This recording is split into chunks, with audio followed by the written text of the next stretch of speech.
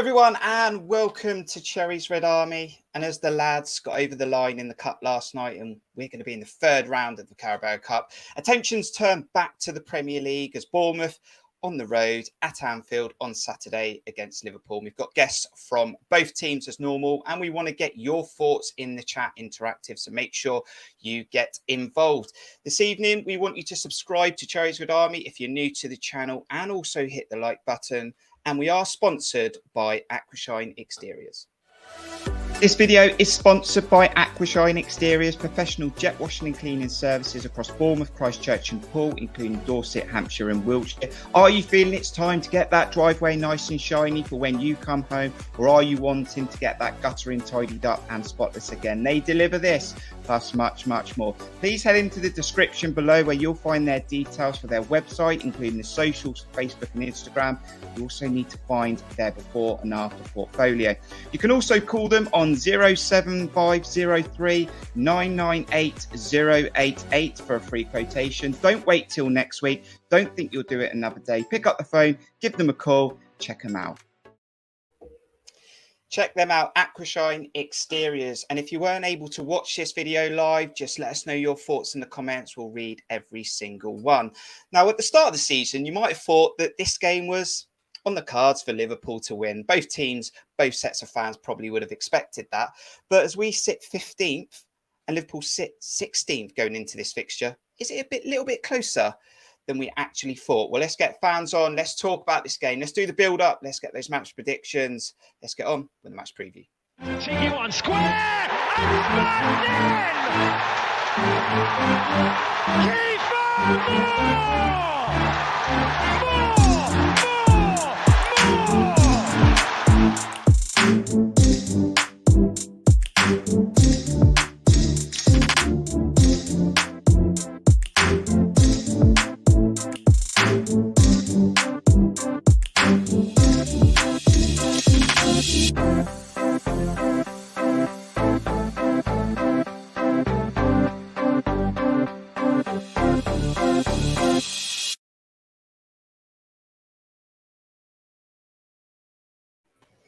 Now, this match preview, we were expecting former Cherry striker Matt Tubbs to be joining us, but due to unforeseen circumstances, he's had to pull out today, unfortunately. But he's promised us, he's 100% promised us, he will be on another match preview. So don't worry, but it's fine because we've got it all covered for you. Jon Spark, you're on another match preview. You're part of the Cherries Red Army team, and it's Liverpool next.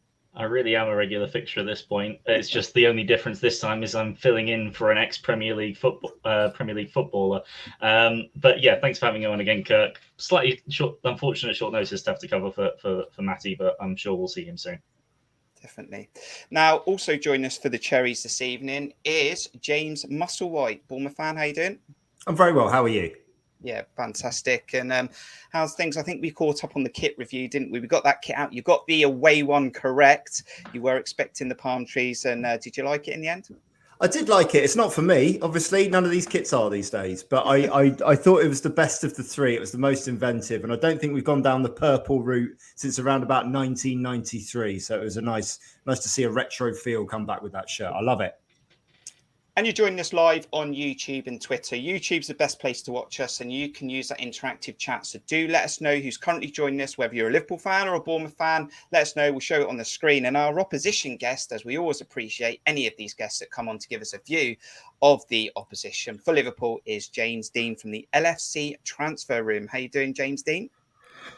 I'm good. I've probably moved to just being sad now from being angry and disappointed. I'm going through all the stages of grief for the weekend, with everyone writing Liverpool as an easy win for that. And it's been a tricky start, but I'm all right. I'm getting through it. I'm going to be in acceptance by the time we get to Saturday, I reckon. And before we get stuck into this match preview, tell us a bit about the LFC Transfer Room. Details in the description if you want to check it out this weekend. Just tell us about the LFC Transfer Room. Well, James. we are basically across multi-channels. We mainly started on Twitter, where we've got about 160,000 followers, but we built this YouTube channel over the last few years, where we basically look at Liverpool transfers, we have debates, we have transfer centrals, we look at all the things Liverpool fans are saying at the moment. Some of the more outrageous things, like Henderson is done and should be kicked out the door. That's one of the controversial things at the moment. Move Trent to central midfield, and all the crazy things going on at the moment. We just sort of break it all down and just see what we think is going to be best for the future of our club. But we're in a good position. You know, it's been a good few years, best we've ever had, so we can't really moan too much. To make things easier for me this evening, we've agreed it's James Dean for Liverpool and James for Bournemouth, and that's it, settled. We won't get an issue with a crossover. So let's get stuck into Liverpool then. James Dean, currently 16th, 2 points, 2 draws, 1 loss. Conceded the first goal in the last 7 Premier League games, I think. And in your last fixture was a 2-1 loss against an unpredictable Manchester United, which everyone saw that as a win for Liverpool. Didn't happen. Tell us about it. And are Liverpool fans worried right now? I think there's 2 trains of thought in Liverpool fans at this moment in time. There's the first one, which is that was the first game we've lost in 2022, and we're in August, which is an outrageous statistic when you think about it. And then there's the train of thought who suddenly think that this is the midfield has suddenly turned into the worst midfield in the history of football. And I'll be honest, I think changes were needed in our midfield, but Liverpool have this rule where we will only bring in the player that we want and the right player we want. And I don't think we got that. I think we wanted Tuchmann and he went to Real Madrid. And I think the other player that we're famed to be going after is Jude Bellingham, and that's going to be a big scrap. So currently things haven't gone to plan. I think there's a lot of people throwing paddies and fits saying that the owners aren't good or anything like that, which is ridiculous because they've won us every single cup in the game. We've got the best, in my opinion, the best manager in the world, and it's always arguable. So I think it's been a bad start, but we've been due one for a while. So I'm just going to take it. We'll put it right. And Bournemouth's the next opportunity.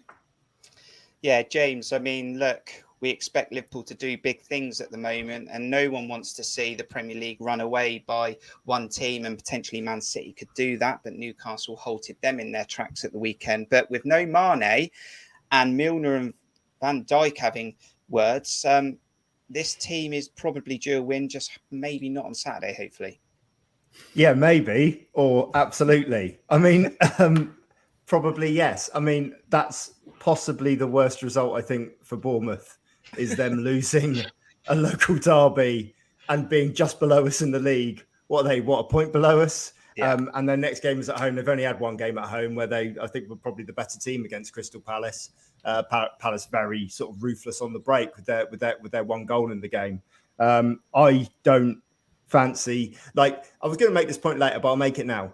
Previous seasons in the Premier League, when we've done well against the big teams, it's when we've played them at timely points in the season, either where the managers sort of lost the dressing room, or there's been a difficult midweek tie in Europe, that sort of thing, and we've tended to get our results that way. I really don't fancy Liverpool at Anfield. That they didn't become bad overnight. That isn't, and in the same way that Manchester United turned around a 5-0 defeat away at Brentford into a 2-0 win at home against their biggest rivals, I'm pretty sure this Liverpool team can show up as well. There's definitely 2-1. My apologies, because there's definitely weaknesses in that Liverpool side, which we'll come on to. They're definitely not the side they were last season in their headspace. I don't know what's going on there. It's possible that we could get a result there, but we're going to come on to this later. We're not going to get a result there if we play the same tactically that we have done in the last 2 games, and I do want to talk about that later.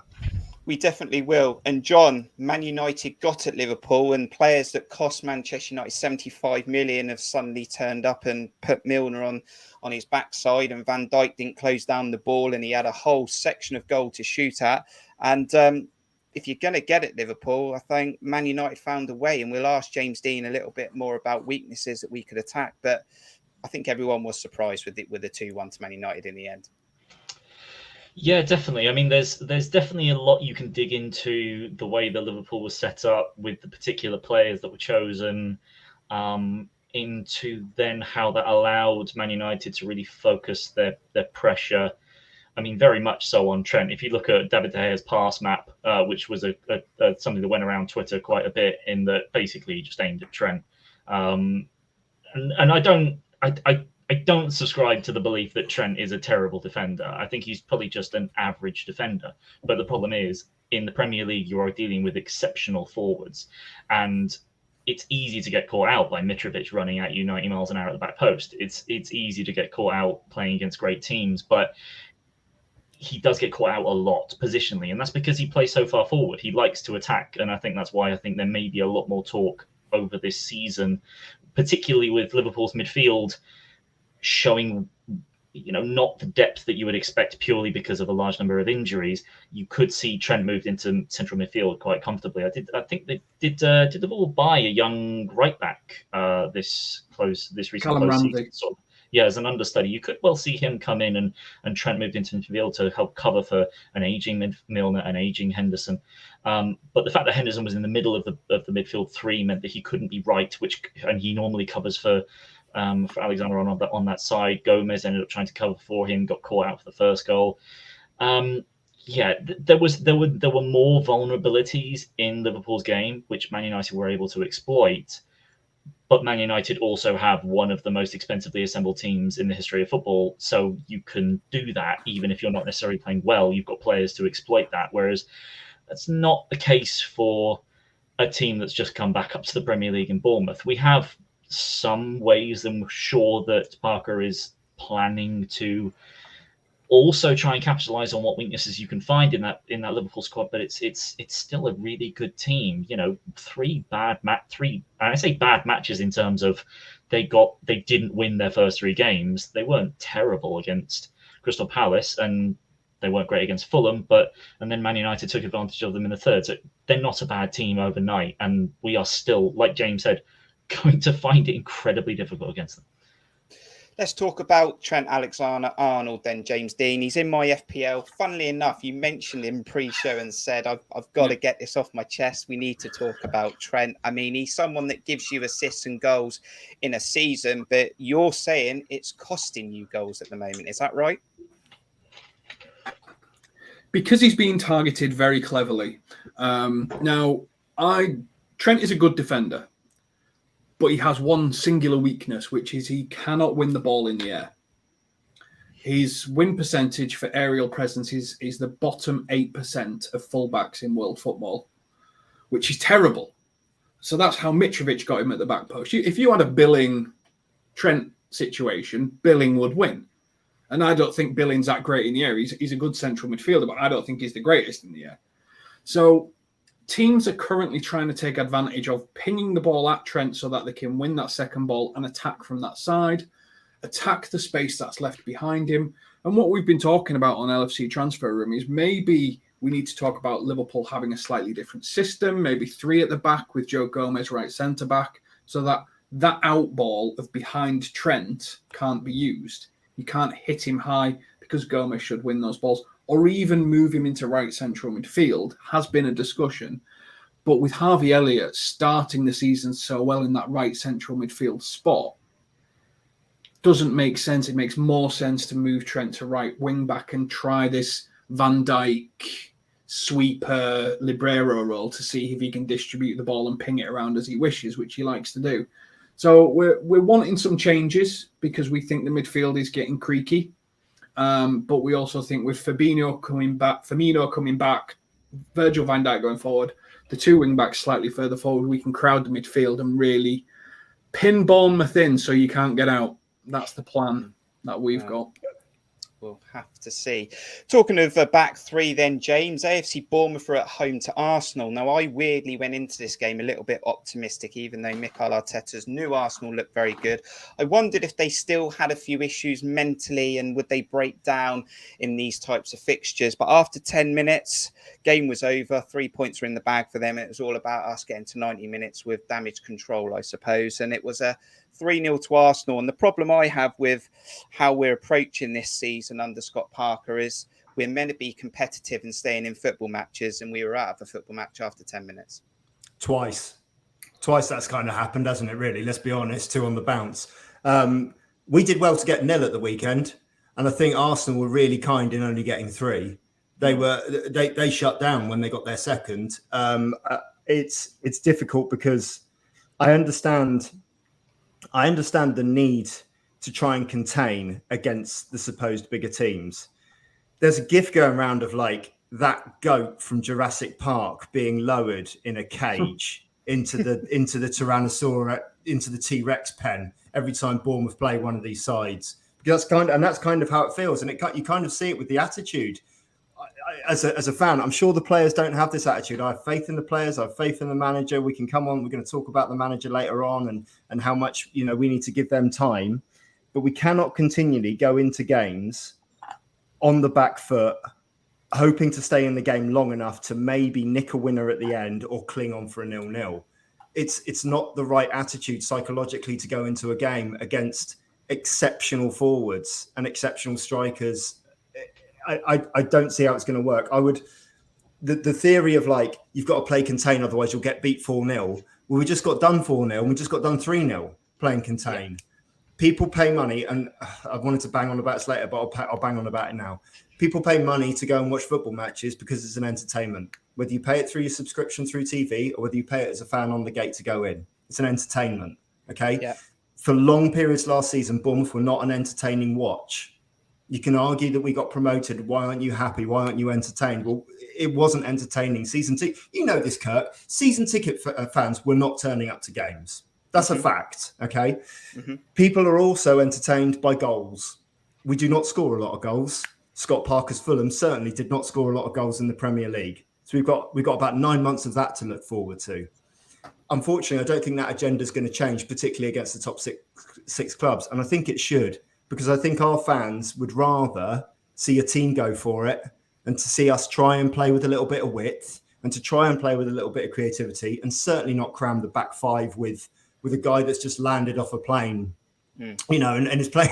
God knows what Senesi's feeling. He's just played his first 2 Premier League games against Man City and Arsenal, and he's been first time as a substitute, second time he's been bought off. And like a Meppen and a Kelly who's a captain and is saying great things, but Kelly last season looked at his best when he was playing next to Cahill.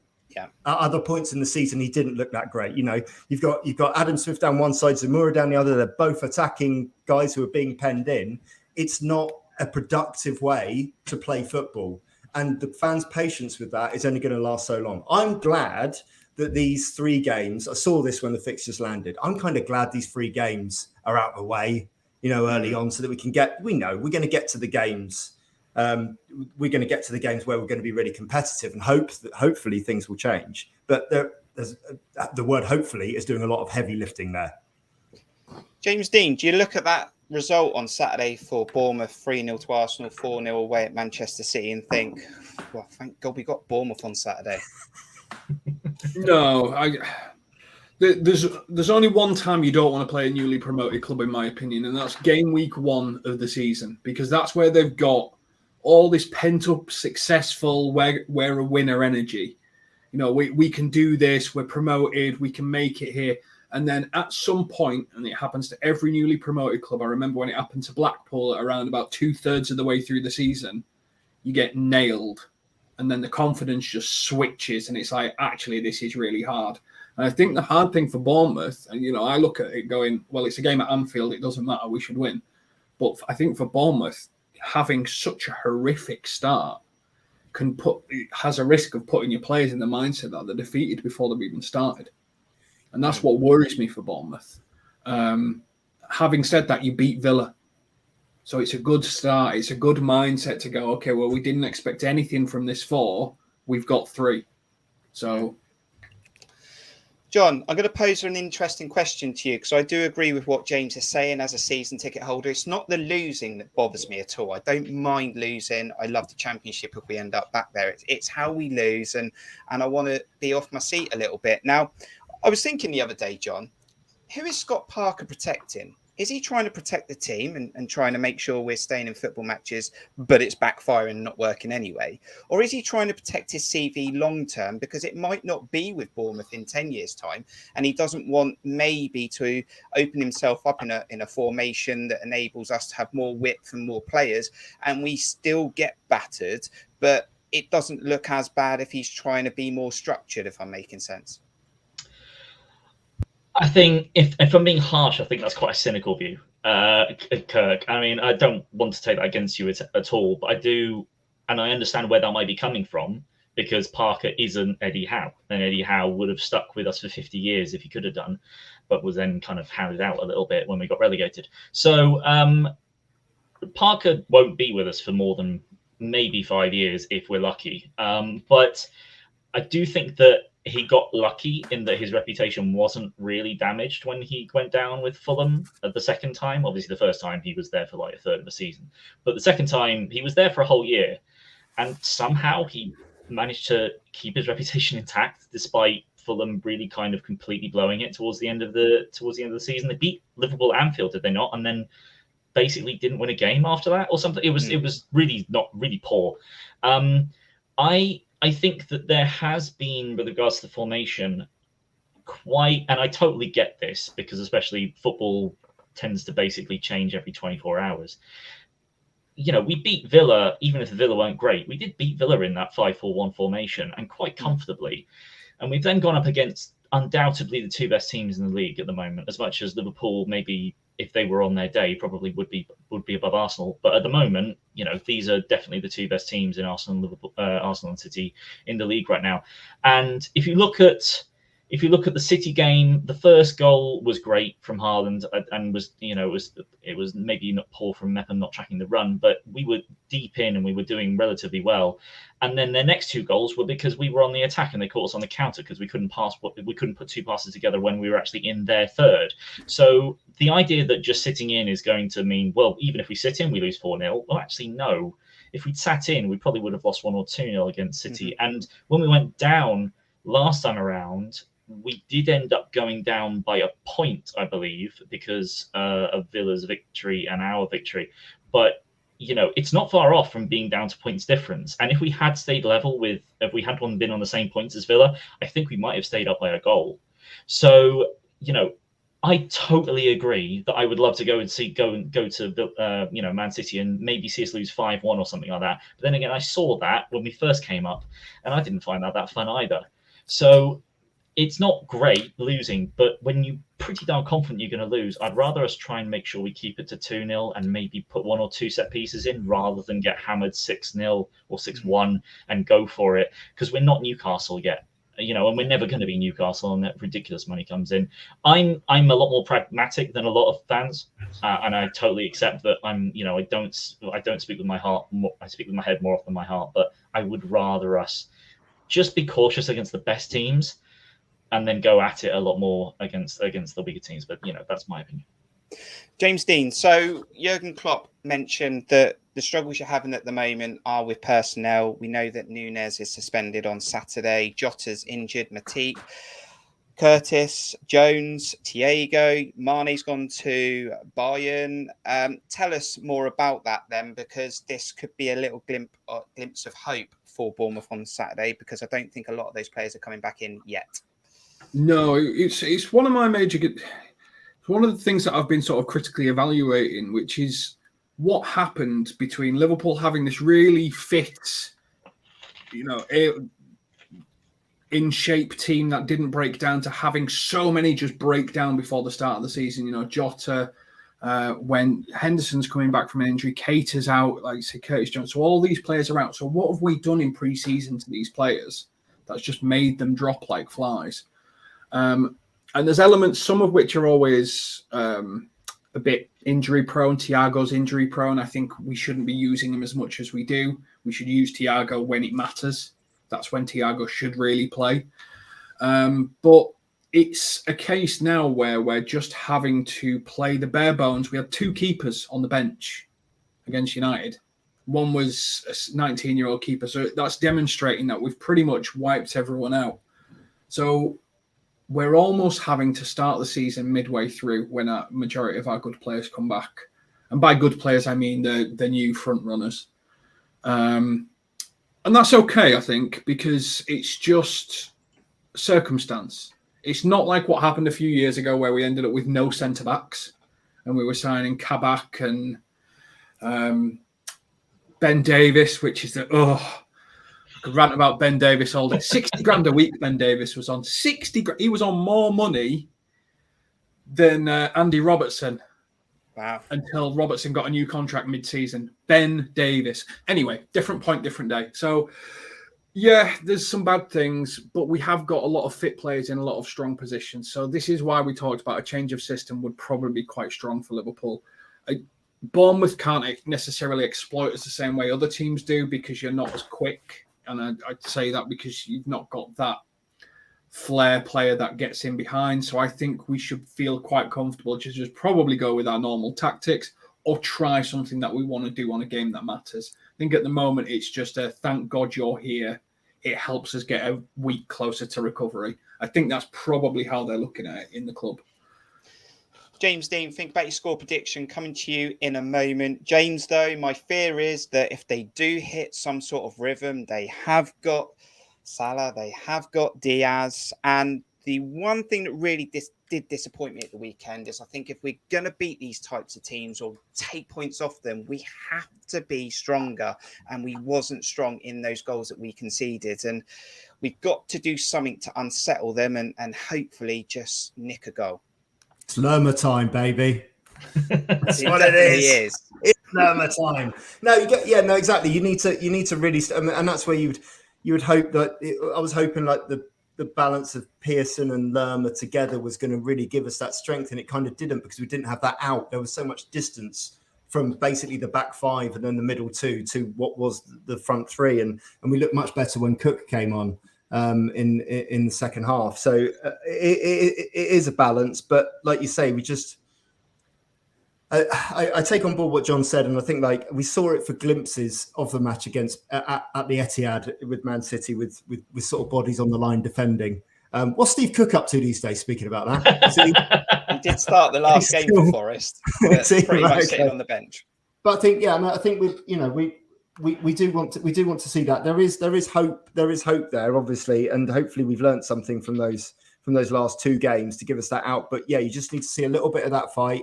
And the use of the counter-attack and the use of the speed, hopefully, down the wings, maybe making better use of Anthony in the team because he's good at that, rather than, a guy that, again, came off a flight from Middlesbrough a couple of weeks ago and has just been dumped in the Premier League against some of the top sides. This is an indictment of the way that the Premier League has slowly, some people say progressed, I think it's regressed over the last decade. Which is, although everyone has got better, all the teams comparatively from where they have been have got better out of the 20. Those top six have got a lot better than everyone else. Mm. And that's what makes these games so utterly difficult. And that's why it's so important, I go back to it, about the timing of the fixtures and when you play them in the season. Because if you play them after they've had a big bruising encounter away at Barcelona or Real Madrid or Bayern Munich in the week, you've got a shout at the weekend at your own place. You've got a shout at the weekend at their place. Start of the season when they've come off, and James Dean alludes to it, the fact that Liverpool have had a close season where they've had injury problems, which has meant that their start has been a bit more stuttery. But if it goes well, like Man City, then you're off to a flyer and you're looking at it and you look at the league and you just think, Newcastle did well at the weekend, got a good draw out of them. But ultimately, Man City are so good that they came back with 2 goals needed in the last 25 minutes at Tyneside, and they did it. That's how good they are. Other teams wouldn't. And that's a shame that you look at a league table so early in the season, you just think, well, by Christmas, they're going to be away and no one's going to be able to catch them. Quick question, James Dean.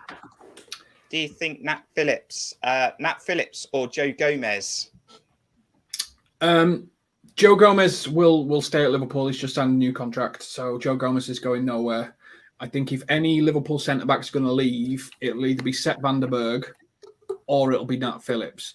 One or not both. So I believe Bournemouth have got quite a heavy link to Nat Phillips at the moment, and he'd be a great centre-back for you. I think him and Lloyd Kelly would be a sensational partnership of just sheer and utter blood and thunder. But it all comes down to Matip, if I'm completely honest, and what happens with Matip in the next 5 days. He could be a transfer deadline day loan signing. He could very well end up staying at Liverpool, but I think Nat Phillips is naturally a lower half of the table centre-back because I think he needs to be in the action. I think he needs to be fighting to be at his best. But if you got your hands on him, it would be a cracking acquisition for you because we've got nothing but great things to say about him. Agree. I think I'd take him on a loan initially, but I would definitely have him if the right deal was there. I think we were looking at 15 million initially. I don't think we'll do that again because we've just paid that similar for Senesi. Right, it's been brilliant to have James Dean on from the LFC Transfer Room.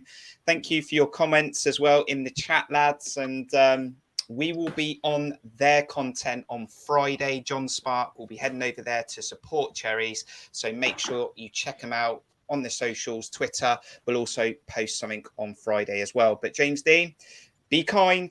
Can we have a score prediction from you for Saturday? I think this is going to be the arrival of Salah for the season. Everyone said Salah's had a slow start to the season. I mean, he's got 2 goals in 3 games. Our biggest thing is pushing our wingers in. So I'm going for a 3-1. I think Carvalho starts.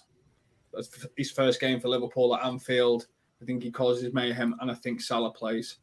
And I think it could be a 3-1 for me. I think he might get a goal because, again, I just think set pieces, attack, the size of your defence could nick something against us.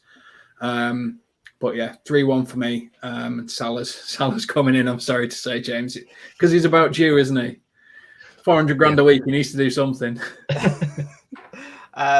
Well, at least we scored, if this is the scoreline. At least we scored. We've got to take what we can. Thanks for coming on, James Dean. Enjoy the game on Saturday. Good luck for the rest of the season, and we'll see you on Friday. Jon? Yeah, Jon, I'll see you on Friday. Yeah, see you there. We're going to continue with this match preview, though. We've got more to go, and we'll take a look at potentially what that lineup will be for Bournemouth, and we'll get those predictions. We want to get your score predictions ahead of this weekend. And next, the lads are going to try and predict Guess the Player.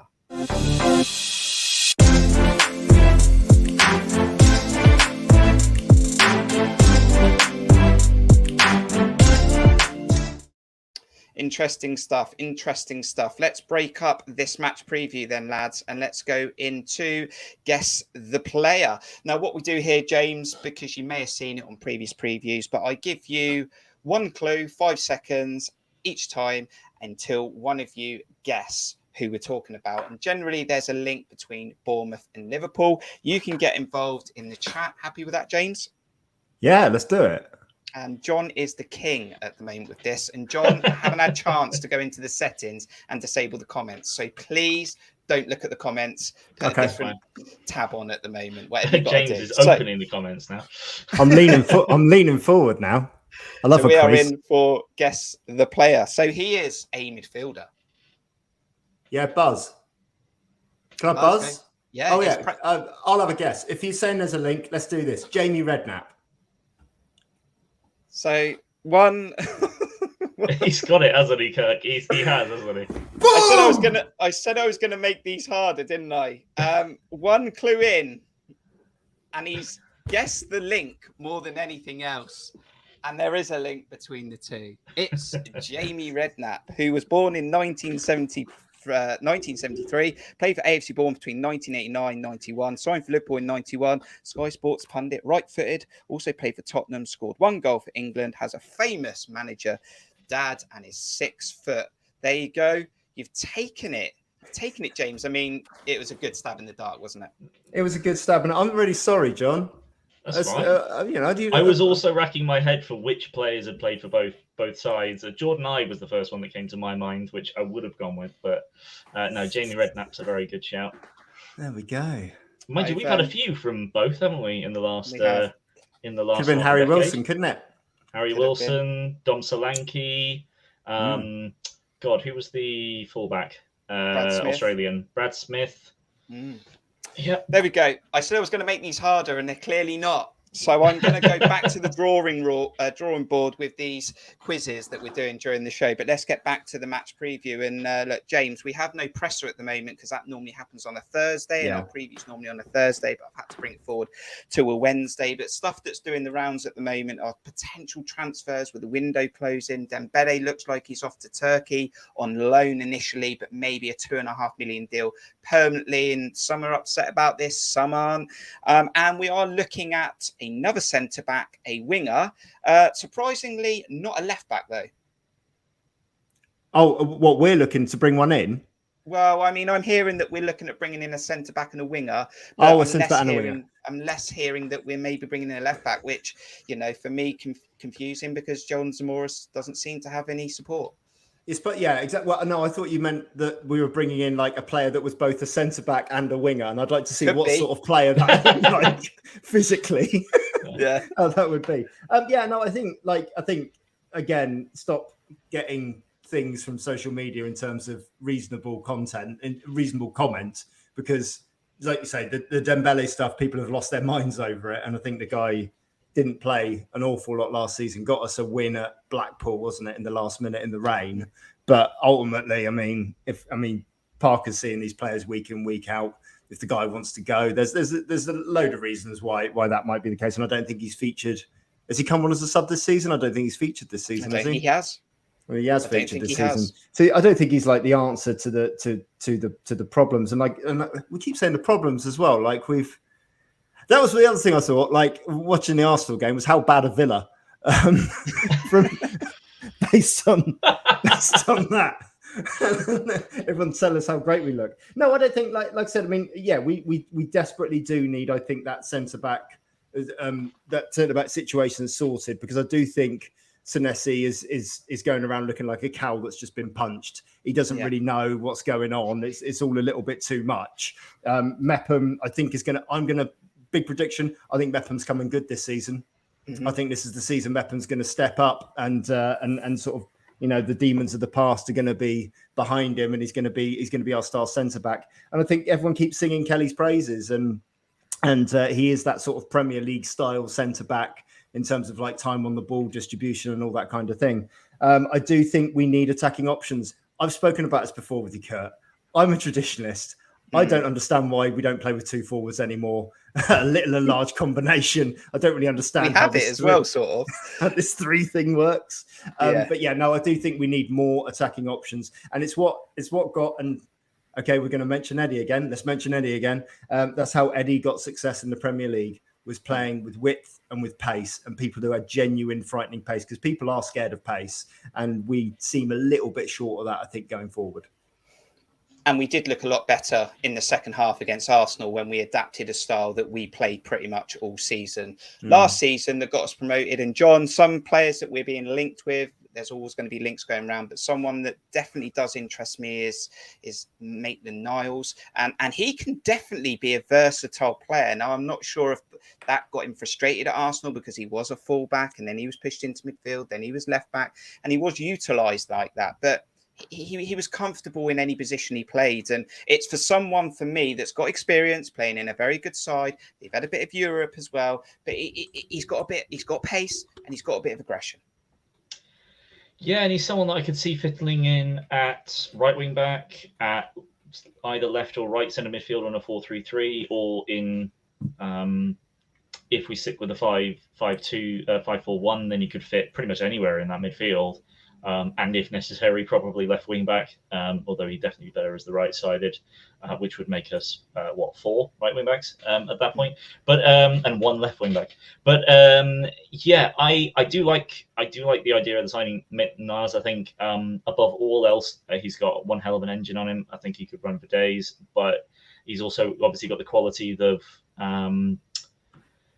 of someone brought up in Arsenal's academy, and has been a bit unfortunate that he has been so versatile that he's never really found his exact position, and maybe he needs just the right team to put faith in him, the right manager, and just keep him and develop him in a particular spot. I think that his best spot for us is probably kind of already taken in what Tavernier's been doing, who's been very impressive for me in that sort of right central midfield / right winger position, which is where I think Maitland-Niles is probably where I think he would like to become.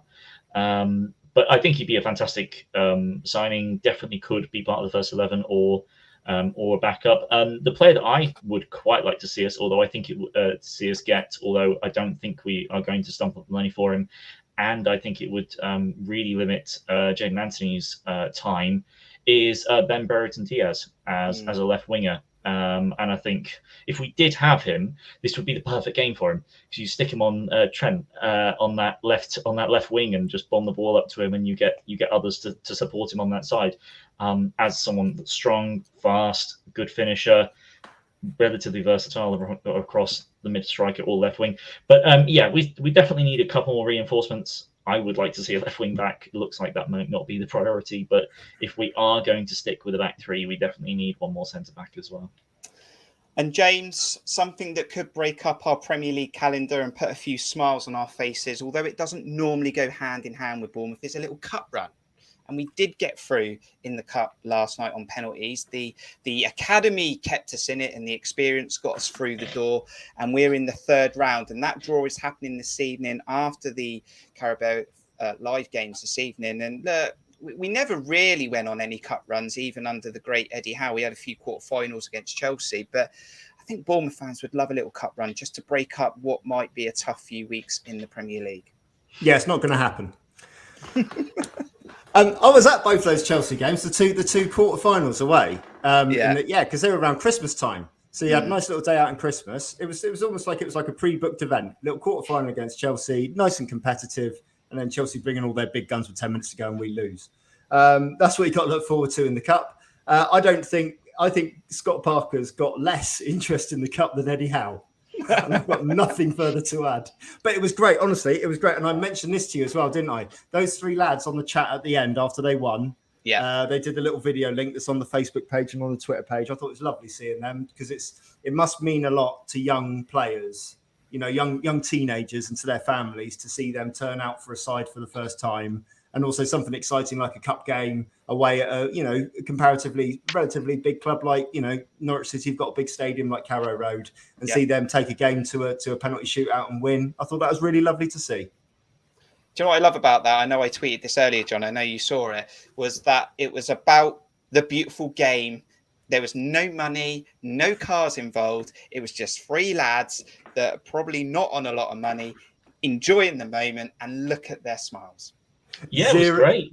Zero media training between any of them. It was brilliant. I loved it. Yeah, it was fantastic. I went immediately, because obviously when it's put on Twitter and they're all posting and celebrating each other, like Brennan Camp was retweeting Christian Sadie's tweet, and I went immediately followed them all. And I was like, hang on, I'm a nobody. I've got more Twitter followers than them. What on earth are the Bournemouth fans doing?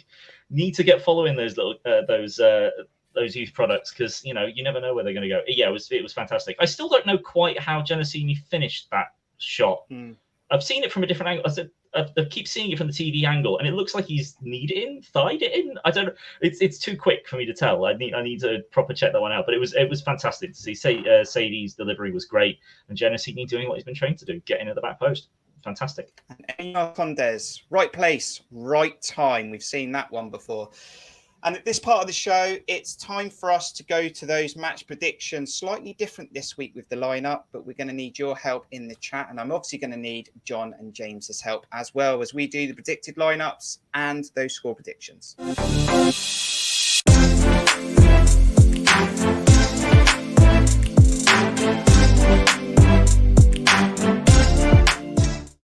Right, I want to do this slightly differently this time, lads, because normally we try and predict what Scott Parker's going to do. But I think with the conversations that we're having at the moment, and I think this is building towards after Liverpool and those games that we're going to be more competitive in, I'm interested to know, especially with the viewers currently watching, is do we want to see us revert back to a formation that we know about and I talked about that we played last season, or are we just going to keep going down this road of trying to adapt to a formation that they clearly looked uncomfortable last week playing against Arsenal? So what we're going to do is I'm going to put this on the screen, and I've sort of asked James and John previously what they would do, sort of, and I sort of, between the three of us, I put a team on the sheet that's made up of all of our minds, guys. Okay, so currently on the screen it is a back four.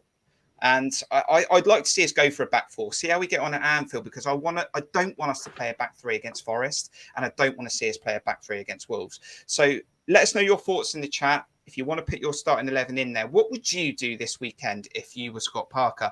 We've got currently made up of Travers, Smith, Mepham, Kelly, Samura, Cook, Lerma either sitting in as a two holding midfielders or playing slightly more forward like he did last season. Billing, obviously bombing on to get involved higher up. Anthony to the left, good 45 minutes against Arsenal in the second half. Tavernier and Dom Solanke.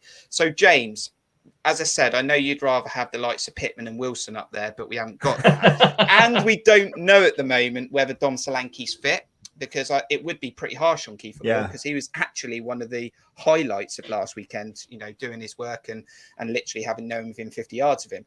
But what we're trying to get here is, can we have a little bit of a basketball match with Liverpool and see if we can score a goal and just be more of ourselves?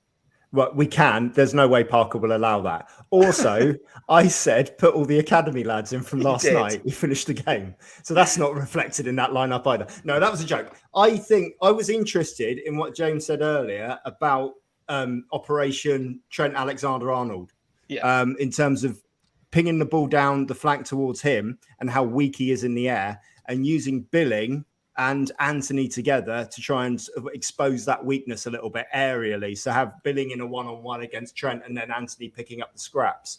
Yeah. And that actually filled me with a little bit of hope. Then he reminded me that Mo Salah's due to turn up in the Premier League. So, yeah, no, I think, I mean, in terms of like that sort of formation and that sort of look, that kind of feels, you know, something slightly more progressive than what we have been doing. But again, we allude to it. I don't think it's going to be what Parker does. And again, so much of this formation really relies around whether Solanke's fit or not. Yeah. The whole thing, and especially the link with Billing a lot. And I think we could talk about that, about his role against Arsenal.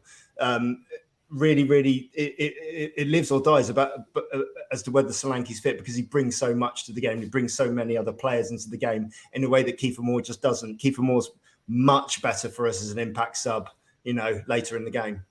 So the next couple of questions off the back of this, John, I think James is right. Are we likely to see it? Probably not. But you know my thoughts on this, John.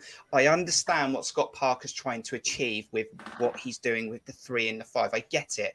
On paper, he's trying to make spaces. He's trying to close the spaces. He's trying to make us harder to break down. But we will end up playing a back 4. I'm convinced of that. I'm convinced it'll get binned and we'll play a back 4 most weeks eventually.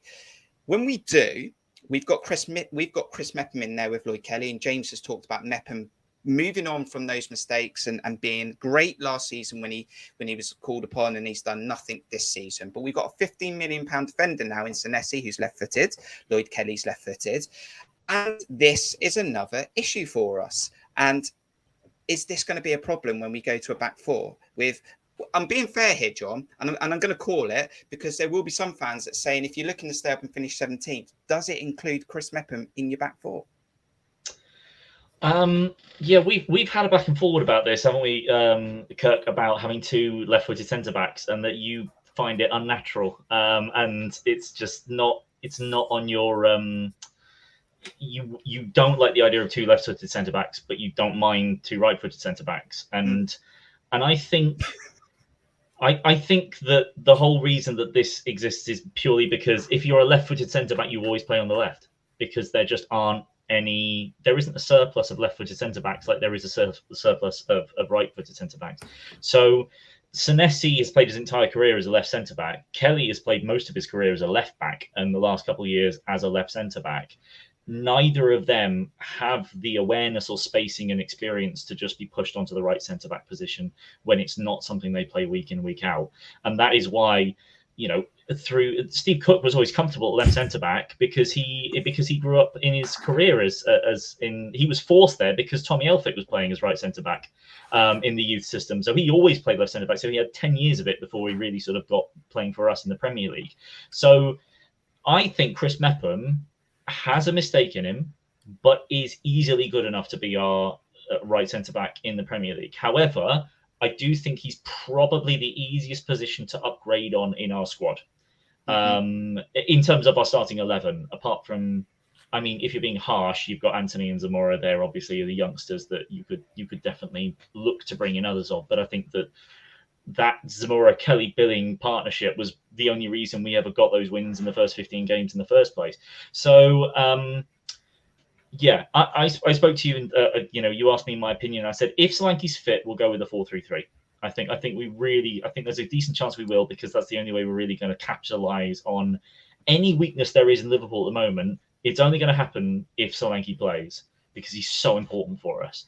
But if he's not fit, then I'd imagine we'll go back to the 3-4-3, 5-4-1. I would say the Arsenal game, the reason that didn't look very good is because it was a 5-3-2. Billy was playing as a second striker. I understand the theory, but those two Arsenal centre-backs are pretty darn good. You can't just put Billing up there and say, go on, you win those headers. No, it's not working. We should have stuck with the 5-4-1. The whole reason they scored their second goal was Pearson is caught out because he's trying to do his usual job of covering Odegaard. We should have just left him to Lerma, but end up we get completely overwhelmed because he's out of position and they attack us down the right-hand side and get that second goal. So, yeah, If I think if Solanke's fit, 4-3-3. If he's not fit, I think we go back to a 5-4-1 and try and sit in. Is it all about having no regrets, James? Scott Parker scored 27 goals with a Fulham team that got relegated. Let's not get to 38 games and think we could have gone at this slightly different and we might have got a few more points. I don't think the season is going to be won or lost by what we do this weekend at Anfield. Sure. I just think that's a fact in this league. I tell you, I'll repeat myself again. It's 2 leagues in one. Yeah. And we're not going to look back and go, oh, we should got that point at Anfield when we probably, lost to Wolves or something. Do you know what I mean? So I think, it's Don't say that yet, James. It's unfortunate. It's unfortunate the way that the way the fixtures have panned out. But I mean, I do think we did to get that win against Villa. First game was super important, because otherwise we'd be, we've lost our opening 4 games and we're an afterthought, Yeah. And the morale's really gone. Whereas we've got that win, against a team that we're supposed to be competing with. We win enough of those games, we stay up. Yeah. Interesting thought there from Phoenix Reborn 60. What about Kelly at left back, Marcus Senesi, left centre back, Mepham, and then Smith? Just remember that Kelly said to Scott Parker last season, I want to play centre-back, and that might be the challenge, but a very, very, very good point. Right, this is your 1-minute warning to get your score predictions in the chat then. Who knows? Who expected Man United to beat Liverpool on Monday? No one. And you never know, we could nick a point, but let's have your score predictions, whether it's head, whether it's heart, do let us know. But we went slightly different at the team lineup. It's not what we think Scott Parker will do, but it's just how we're feeling at the moment. And there are more games in the Premier League this weekend, not just us. Let's have a look, shall we? We got Southampton early kickoff against Manchester United, Chelsea against Leicester, Brighton versus Leeds, Man City against Crystal Palace, Liverpool, Bournemouth, Brentford, Everton, Arsenal take on Fulham, Wolves against Newcastle, Aston Villa against West Ham, and Nottingham Forest against Tottenham. Any other games you might be looking at there, James, across the weekend? Yeah, I mean, I'm quite interested to have a look at sort of Brentford, Everton, just to see how bad Everton are. I'm basically looking at teams we've got to find 3 teams that are worse than us. I think that's one. I'm interested to see how Leeds get on away at Brighton, to see if that Chelsea win was a bit of a blip or something going forward. I think Villa have got a massive match there at home to West Ham, because West Ham have had a stuttery start, and then the what are they going to do this week aspect of Southampton versus Man U from the perspective of both clubs is really, really engaging. That's a great lunchtime kickoff. God knows what's going to happen there. Wolves is next after this, and a lot will say, John, that our season starts at 5 p.m. Anfield on Saturday. Yeah, I think I definitely agree with that. I mean, James said the point that I'd forgotten to make. Our season isn't defined by the games against the Big Six. The great Twitter, a great one to follow on Twitter is the Other 14, which is a really great thing to sort of keep on track of, actually how well we are doing compared to the rest. And we're doing fine at the moment. By beating Villa is brilliant. these games aren't going to matter in the long term. But like was also said previously, you just want to make sure that confidence isn't shot by the end of the Liverpool game. I don't think it will be. I think Parker's, decent enough as a manager to keep the expectations in check, and hopefully have us well and truly ready to go at it against Wolves in a week's time. But yes, I do agree with you, Kirk. I think our season really does start then. The chat has been a little bit delayed this evening, but please put in your score prediction now as I go round the room and ask the guys what they think will happen on Saturday, and I'll show your score prediction on the screen when it pops through. Guys, James Dean, I think if I can remember, said it'll be 3-1, so he's got us down to score. Oh, you know what? Could we score the first goal, lads? Could we get the first goal in this game and just catch them cold? They haven't scored the first goal for 7 Premier League matches. Now that could change on Saturday, but look, we are likely to lose. I'd like to say, my heart would like to say we could get a draw, but I think I'd take a 3-1. But I want to see a 3-1 where it gets to 3-1 later on, not like it did on Saturday where it's 2-0 inside 10 minutes, and let's give them a bit of a game. So look, I'll just agree with James Dean. It's probably too easy, but hopefully Salah doesn't pull a hat-trick out the bag or something like that, unless he's in your FPL, of course. And I'll go for 3-1, but more of a we're 2-1 until late on and they get a third. John, going to need a score prediction, head or heart. How are you feeling about Saturday? I think I predicted 3-1 against City and Arsenal, so everyone's come to my side, I think. I agree. I am hopeful that we will at least score in this game. But again, regardless of whether it's a back five or a back four, it is the movement. It's the support of the midfielders from Liverpool that makes it incredibly difficult to deal with. I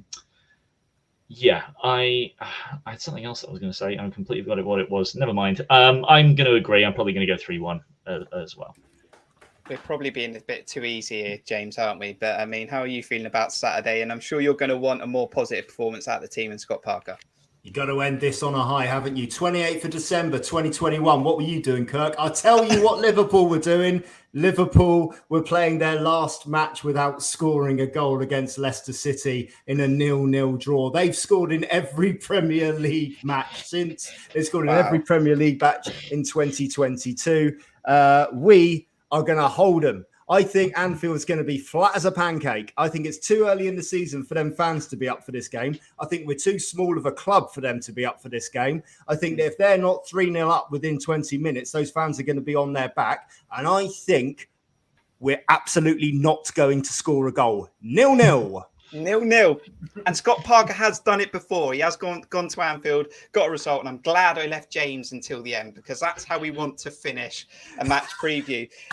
Thank you for joining us this evening. If you weren't able to join us live, let us know your thoughts in the comments. Please do hit the like button on these videos. They really, really do help. We've had some great figures on these match previews on YouTube recently. So please do hit the like button and subscribe. I think we've had an extra 35 new subscribers in the last 3 or 4 weeks. So thank you for that. And also thank you to our monthly members and anyone who's donated to Cherries Red Army to help us continue on our journey. You can become a member or donate at buymeacoffee.com/Cherries Red Army. Head over there. Details in the description. We'll appreciate any donation. And thank you to our sponsors, Aquashine Exteriors and James Dean from the LFC Transfer Room.